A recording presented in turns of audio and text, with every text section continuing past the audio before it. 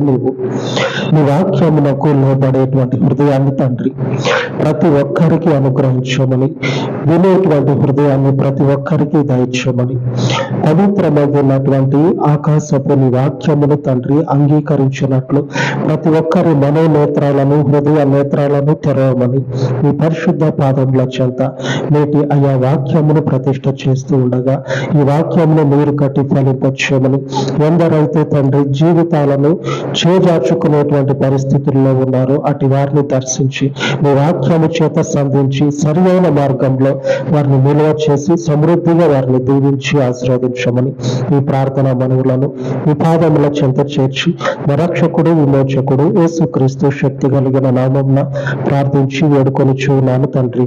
ఆమేన్ ఆమేన్. ఉన్నతమైన దేవుని కృప మనకు తోడై ఉండును గాక. ఆమేన్ ఆమేన్.